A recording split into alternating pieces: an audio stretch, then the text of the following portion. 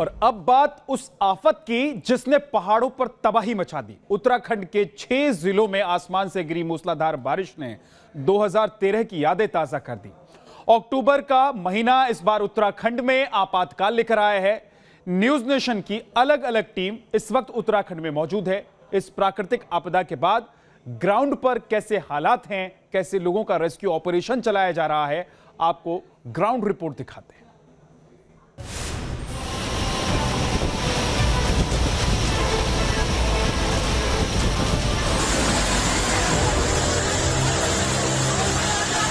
देवभूमि उत्तराखंड में ये उस तबाही का मंजर है जिसने 2013 की धुंधली यादों को फिर से ताजा कर दिया। भारी बारिश के बाद पहाड़ों से ऐसा सैलाब उतरा कि बस्तियों में तबाही मच गई।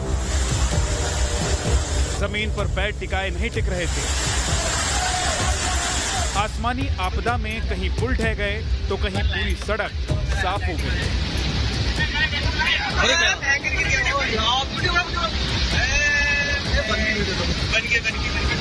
ट्रेन की पटरियां बह गई।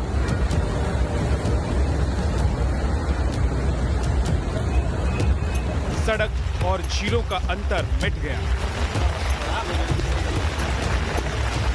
और बस्ती की बस्ती पानी में समा गई। न्यूज नेशन की अलग अलग टीमें इस वक्त उत्तराखंड के अलग अलग इलाकों में मौजूद हैं, जो आपदाग्रस्त इलाकों में पहुंचकर ये समझने की कोशिश कर रही हैं कि तबाही के बीच ग्राउंड पर कैसे हालात हैं।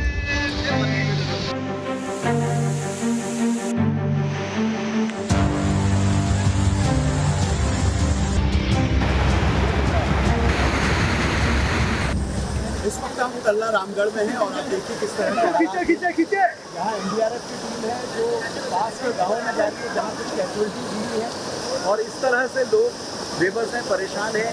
अब यहाँ से दूसरी ओर ये लोग जा रहे हैं। हालांकि ये रोक लगाई गई है, इसीलिए लगाई गई है कि अगर कोई भी व्यक्ति ऐसा ना हो कि इसकी चपेट में आ जाए और बह जाए, तो इसलिए सपोर्ट के लिए लगाया गया और सारी एनडीआरएफ की टीम आपको यहाँ दिखाई दे रही है। अब यहाँ से पुलिस की टीम दूसरी ओर जा रही है, दूसरी ओर जाके ताकि जो बचाव राहत के काम हैं वो पूरे किए जा सके। जिन इलाकों का सड़क से संपर्क पूरी तरह से कट गया है, वहां से लोगों को वायुसेना के Mi-17 हेलीकॉप्टर्स के जरिए एयरलिफ्ट किया जा रहा है।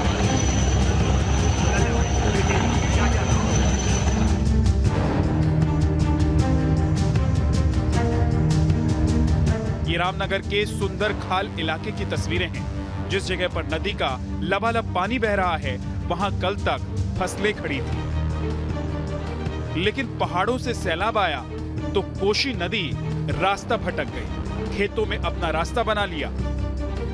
नदी के रास्ते में जो घर मकान आए, सैलाब सबको अपने साथ बहा ले गया। पूरे गांव की तस्वीर सामने, मुझे तबाही के मंजर साफ नजर आ रहे हैं। घर निकल गए हैं, पूरे 7 घर निकल गए, सामने तबाही दिखाई दे रही है साफ। और ये कोसी शायद मैं तो पार नहीं कर पाऊंगा, इतने तेज भाव में नहीं कर पाएंगे ना, बहुत ज्यादा है, बहुत ज्यादा है। इन लोगों को आदत है, शायद मैं इतनी हिम्मत ना जुटा पाऊं इतने तेज पानी में जाने की।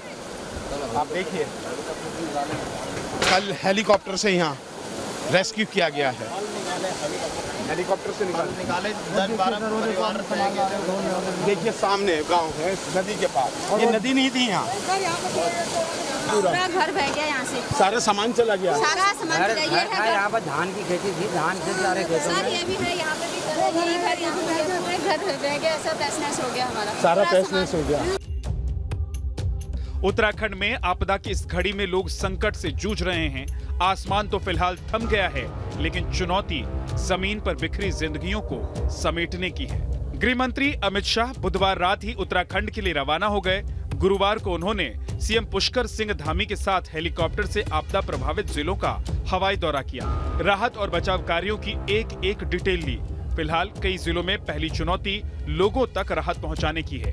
कई जिलों में सड़कों का संपर्क टूट चुका है, जिससे सप्लाई लाइन भी प्रभावित हुई है।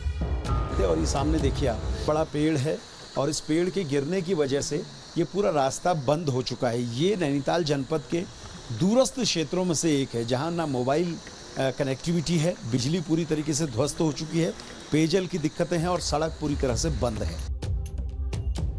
भारी बारिश से बिजली और टेलीफोन कनेक्शन बुरी तरह प्रभावित हुए हैं। लैंडस्लाइड की वजह से पीपलकोटी, जोशीनाथ, बद्रीनाथ हाईवे बंद है। काठगोदाम रेलवे स्टेशन का ट्रैक पूरी तरह डैमेज हो चुका है।